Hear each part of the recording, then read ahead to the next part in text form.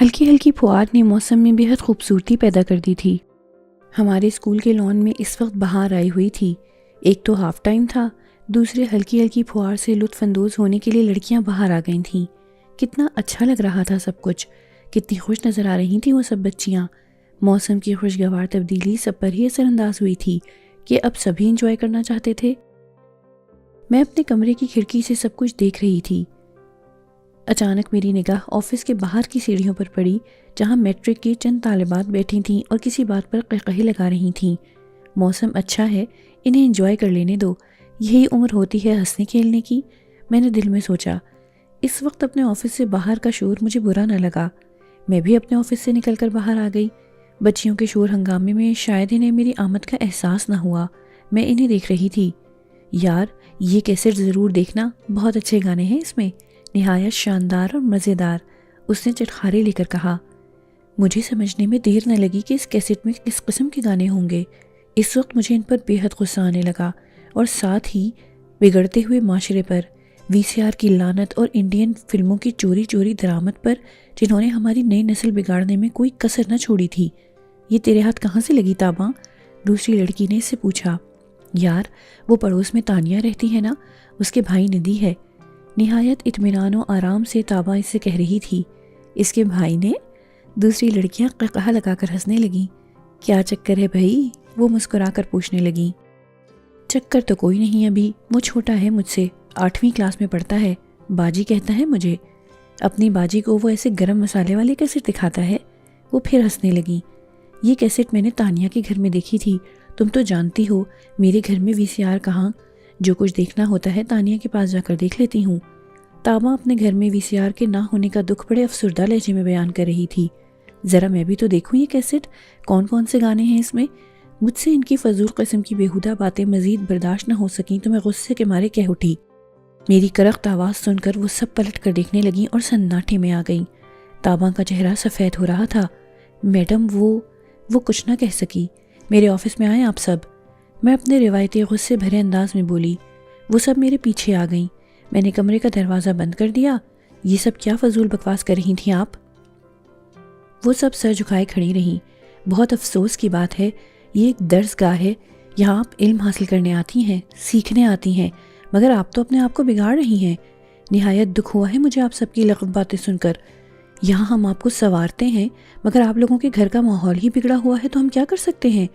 آپ سب عمر کے اس حصے میں نہیں ہیں کہ آپ کو بچوں کی طرح ڈانٹ ڈپٹ کر بھی سمجھایا جائے۔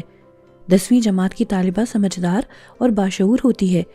اسکول سے نکلتے ہی اکثر لڑکیوں کی شادیاں ہو جاتی ہیں، انہیں گھر سنبھالنا پڑتا ہے، ایک ذمہ داری ان پر عائد ہو جاتی ہے، مگر آپ لوگوں میں تو ذمہ داری کا کوئی احساس مجھے نظر نہیں آتا۔ اتنی گھٹیا اور لغو باتیں تو وہ لڑکیاں کرتی ہیں جن کے ماں باپ نہ ہوں، جن کی تربیت اچھی نہ ہو، یا جن کے گھر کا ماحول خراب ہو۔ کیا آپ سب ایسے ہی گھرانوں سے تعلق رکھتی ہیں؟ سوری میڈم، غلطی ہو گئی، آئندہ ایسا نہیں ہوگا۔ وہ لڑکیاں سر جھکا کر بولی، مگر تاباں کچھ نہ بولی۔ مگر اب بھی کیوں ہوا؟ آپ یہاں پڑھنے کے لیے آتی ہیں یا ایسا مخرب الاخلاق پیدا کرنے کے لیے؟ میرا غصہ ٹھنڈا نہ ہو رہا تھا، ہوتا بھی کیسے، بات ہی ایسی تھی۔ کس قدر بگڑ رہی تھی نئی نسل۔ معاف کر دیں میڈم، آئندہ ہم نہیں دیکھیں گے کچھ بھی۔ یہ کیسٹ کس کی ہے؟ میں نے پوچھا۔ تاباں کی ہے میڈم، دوسری لڑکیاں اپنی جان چھڑانے کے لیے جلدی سے بولی۔ آئندہ میں نے آپ کو اس قسم کی سرگرمی میں منہمک دیکھا تو اسی وقت نام خارج کر دوں گی۔ جائیے اور تحریری معافی نامہ لے کر آئیں۔ میری بات سن کر وہ سب جانے لگیں۔ تاباں، تم یہیں ٹھہرو، میں نے اسے آواز دے کر روک لیا۔ دروازہ بند کر دو، میں نے حکم دیا۔ اس نے دروازہ بند کر دیا۔ خود تو دیکھتی ہو ایسی چیزیں، دوسروں کو بھی خراب کر رہی ہو۔ وہ بھی تو دیکھتی ہیں میڈم، اور آج کے زمانے میں کون یہ سب نہیں دیکھتا؟ اب وہ نگاہیں اٹھا کر بات کر رہی تھی۔ اپنی غلطی تسلیم کرنے کی بجائے زبان درازی کر رہی ہو۔ میں ابھی تمہارا نام خارج کر دوں تو کیا کرو گی؟ میں نے دھمکی آمیز انداز میں کہا۔ اس نے نگاہیں جھکا لیں۔ تعلیمی کیریئر کا آخری سال تھا، ذرا سی بھی غلطی اور کوتاہی ساری محنت کو برباد کر سکتی تھی۔ سوری میڈم، اسے اپنی غلطی کا احساس ہوا تو اس کی آنکھیں بھی جھک گئیں اور لہجہ بھی نرم ہو گیا۔ یہ کیسٹ میں اپنے پاس رکھوں گی، میں نے کہا۔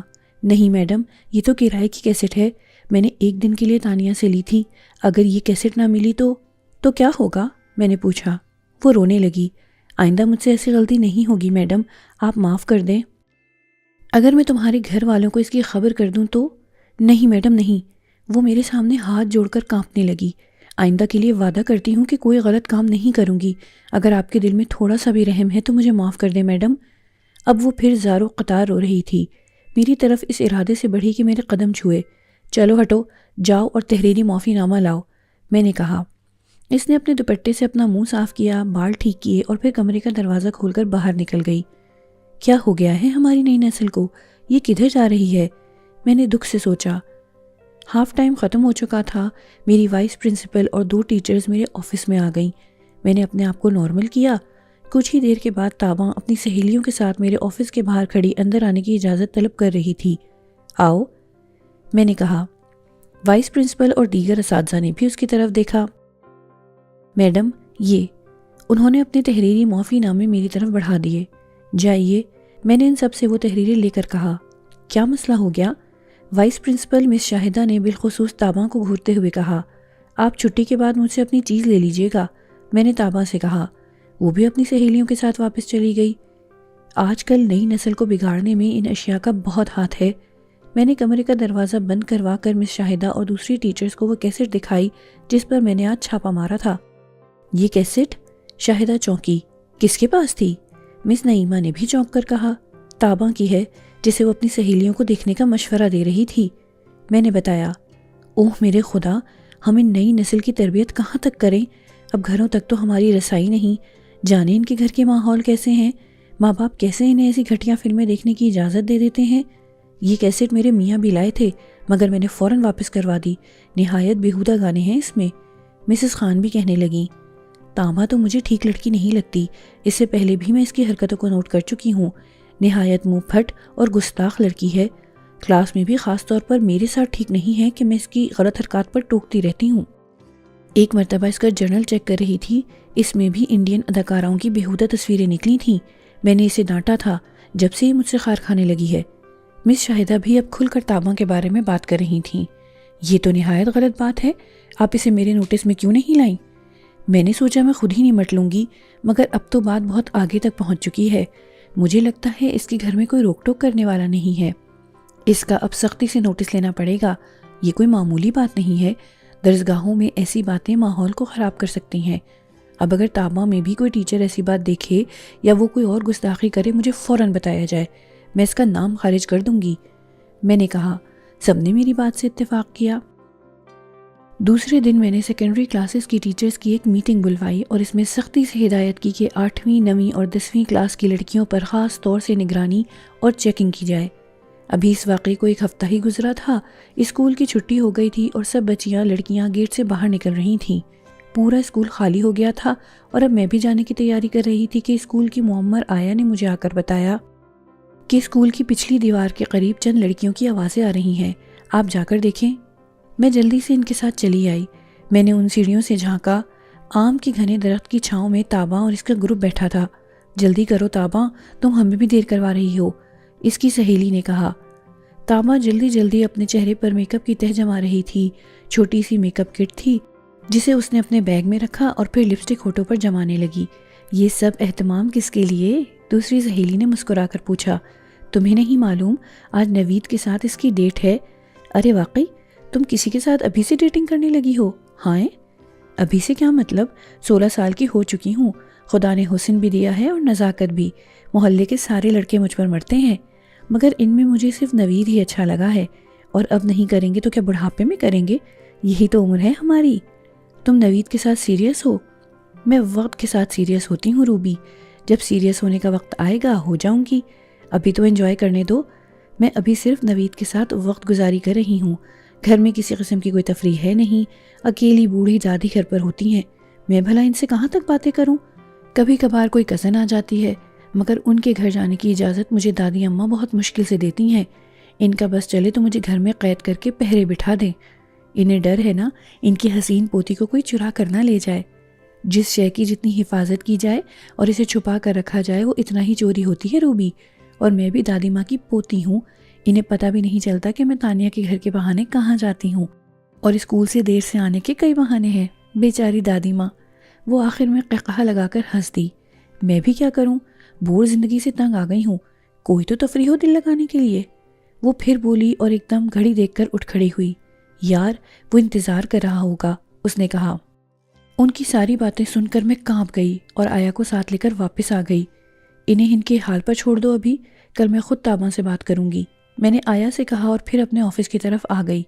میری گاڑی آ چکی تھی، میں پراگندہ ذہن کے ساتھ ورکنگ ویمن ہاسٹل کی طرف جانے والی گاڑی میں بیٹھ گئی۔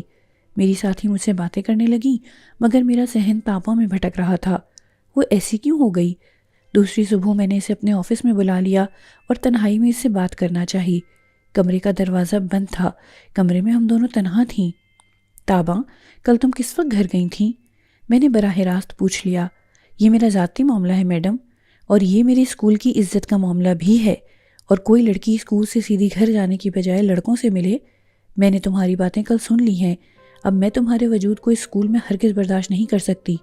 تو نہ کریں، آپ میری میڈم ضرور ہیں مگر آپ کو میری ماں بننے کا حق کسی نے نہیں دیا۔ آپ ماں کی طرح مجھ سے سوالات نہیں کر سکتی۔ وہ لمحہ بھر میں گستاخ ہو گئی۔ تاباں، میں اس کے گستاخ جواب اور رویے پر چکرا گئی اور اٹھ کر ایک زوردار تمانچہ اس کی خوبصورت رخسار پر رسید کر دیا۔ لمحے بھر کو تو میں بھی کانپ گئی۔ وہ آنکھوں میں وحشت لیے رخسار پر ہاتھ رکھے مجھے گھورنے لگی۔ استاد کا درجہ ماں کے برابر ہوتا ہے گستاخ لڑکی؟ ماں کیا ہوتی ہے، کیسی ہوتی ہے، یہ وہ لڑکیاں نہیں جانتی جن کی مائیں اپنے آشناؤں کی خاطر انہیں چھوڑ کر چلی جاتی ہیں۔ میڈم صاحبہ، آپ مجھے اس اسکول سے ضرور نکال دیں کہ میں خراب لڑکی ہوں، مگر یہ بھی سوچ لیجئے کہ ہم جیسی لڑکیاں اس راہ پر کیوں چلتی ہیں۔ میرے گھر کا ماحول خراب نہیں ہے مگر ماں باپ کی کمی شخصیت میں خلا ضرور پیدا کر دیتی ہے، نہ ختم ہونے والا خلا۔ اسی لیے اولاد بگڑ جاتی ہے۔ اولاد کی پہلی تربیت اور درسگاہ ماں کی گود ہی ہوتی ہے، اور جن سے یہ گود چھین لی جائے وہ کیسے اچھے بچے اور اچھے شہری بن سکتے ہیں، یہ ضرور سوچ لیجئے گا۔ اس نے میری آنکھوں میں آنکھیں ڈال کر کہا، ایسی گستاخی، ہٹ دھرمی، منہ پھٹ باتیں اور بے باک رویہ۔ وہ چلی گئی تھی مگر مجھے اندر سے ہلا کر رکھ گئی۔ میں نے اسی وقت رجسٹر کھول کر دیکھا، اس کے مکمل قوائف دیکھے۔ اس کی ولدیت کے خانے میں شہزاد کا نام درج تھا اور سرپرست کے خانے میں دادی کا نام لکھا تھا۔